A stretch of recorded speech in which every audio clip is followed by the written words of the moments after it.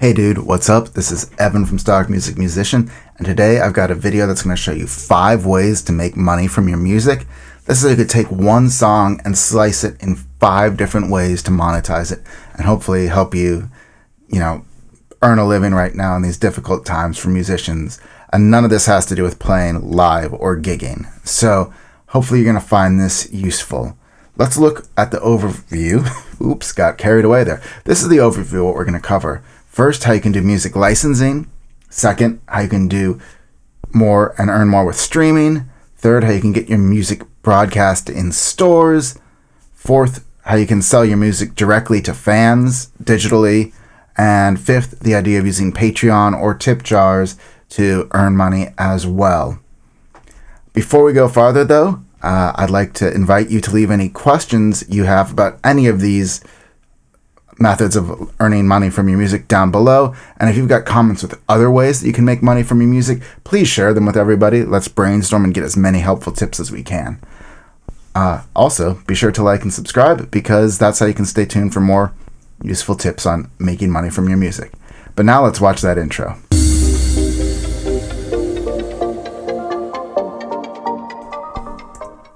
Okay. The first main way you can make money from your music is with music licensing. And here I'm going to give you just a very high-level overview of what music licensing is and how you can start licensing your music. If you want to learn more about music licensing, now I do have a free 5-day crash course that'll teach you everything you need to know about music licensing. You can click the link down below to join. Doesn't cost you anything, and hopefully within 5 days you'll be up and running, making some serious cash on the side with your music licensing. So what is music licensing? Well, basically what you do is you are selling a license for somebody to synchronize your music with some other form of media that they've created, whether that's a TV show and they've got the images and they're putting their music on it, or a radio show or a podcast, or even, a corporate in-house video. That is sync licensing in a nutshell.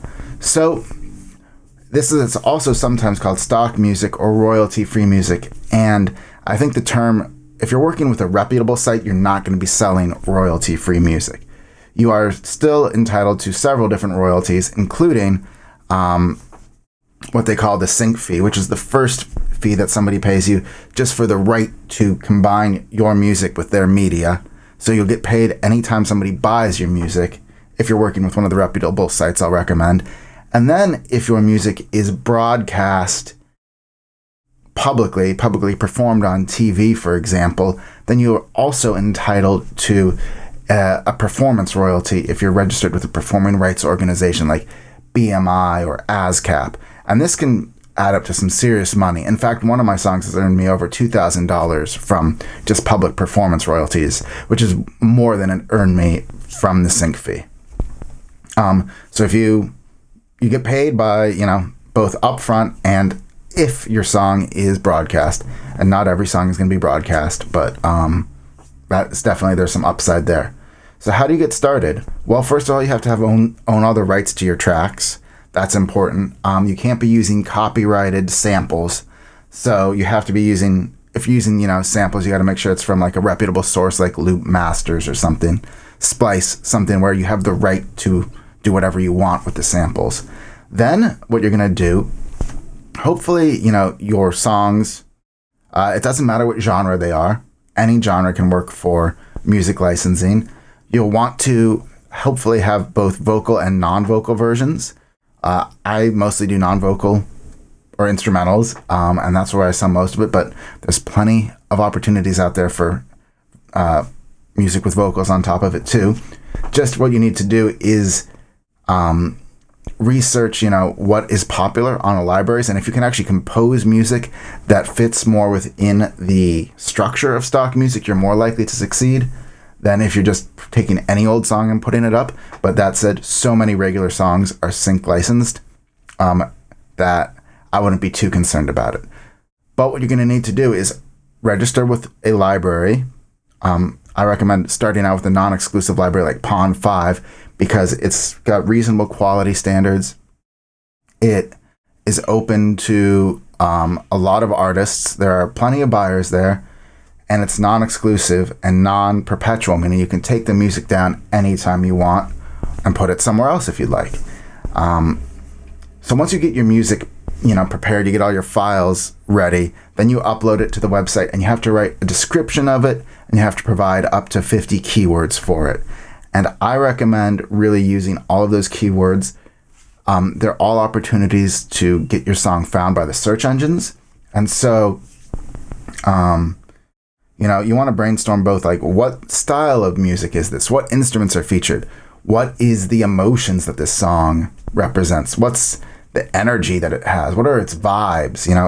You really want to think of all the ways that a song might be used in a commercial or on TV or in the radio, anything that somebody would be looking for, whether, you've got like terms like happy, poppy, light, uplifting, or another song, like a hard rock song might be like aggressive, fast, masculine, testosterone, electric guitar, things like that, driving. So it needs to reflect the song, but you also need to go beyond just like drums. So like I said, I think Pond5 is the best site for beginners to get started with music licensing. I've got a link down below to a free 5-day crash course on music licensing if you want to get deeper on that subject. So what I like about music licensing is that it represents passive income for musicians, right? You've already made this music, so why not get paid for it in other ways where you don't have to be out there hustling to sell it? You upload it, this music sells itself. The library, Pond5 is trying to sell the music for you. AudioSparks is selling the music for you. You made it, now you get to make your next song, or you get to spend more time engaged with fans. Now let's talk about streaming. I think a lot of you know about it, but here's a few tips that you can do to earn more. First, you need a distributor to get your music online onto sites like Spotify and iTunes. I recommend DistroKid. I use them. It's very affordable, and you can upload unlimited songs, distribute unlimited songs, which is probably the better model for artists these days to constantly grow your fan base with new music. You also need to create album art, a band bio, and have some sort of press plan for streaming. And this, there's several ways you can do this, but hiring a photographer can be really helpful. Using a site like canva.com to lay out everything can be really good.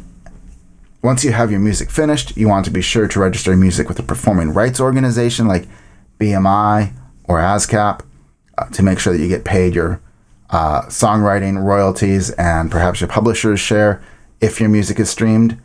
This also applies, actually, registering with the PRO is also very important for music licensing. That's how you get those broadcast royalties. Then once your album's ready, you launch it, you put your press plan out there, and you grow your fan base from there. There's not a ton of money to be made in streamings. We all hear those stories of like, oh, my song was streamed 1 million times and I made $100. And that's pretty much true. But again, similar to music licensing, although a little bit less, this can be passive once you start, building up a fan base. They're just going to keep listening to your songs. You're also going to want to pitch your music as part of your press plan to playlists, although less and less that's a thing on Spotify, but it can really help you get discovered and build momentum. Next, let's talk about in-store broadcasts. So, similar to streaming, but even paying less, are in-store broadcasts where anytime, you think about it, you go to the grocery store, you go to the mall, you go anywhere pretty much, and there's music playing. And somebody has to pay for that music. So, and somebody gets paid for that music. And why shouldn't you be that somebody? The cool thing about this is that real people are listening to your music every day. I have a song that's been, right now we're in December, and I have a song that's played 70,000 times just about in December in stores. People listen to my song 70,000 times, which is awesome. Now, what did I get paid for that? About $15, which sucks, but, at the same time, my music is really getting heard. It's out there. And I get to say, hey, this is money that I don't have to hustle to make. This is AudioSparks is doing all of the work to get these placements out there for me. And when it comes to trying to get in-store broadcasts, I really do recommend AudioSparks. They're the ones that are out there and growing this business. And right now with coronavirus, I think a lot of stores are closed or paying lower fees. But I think once everything reopens again, hopefully by next summer, this will be a really big growth area for musicians. One more thing about actually talking about streaming is with a site like AudioSparks, they also partner with digital distributors, people that are really good at putting together like best lounge music of 2020 or like pump up Latin music, things like that. Think of like, now that's what I call music kind of thing, but these people put together albums on Spotify and iTunes and other sources, and AudioSparks will partner with these people, and you can get your songs on these lists and then get paid every time they're streamed that way, which is what I was saying earlier about like how you can say, oh, well, my song's been streamed 100,000 times on Spotify. And, maybe if somebody likes your music, they'll then follow you through that. And this can be a way to grow your fan base. So another shout out to AudioSparks for that. What about direct sales to fans? Well, back in the day when we could have gigs, you'd have a merch table and you'd remind your fans to buy your music.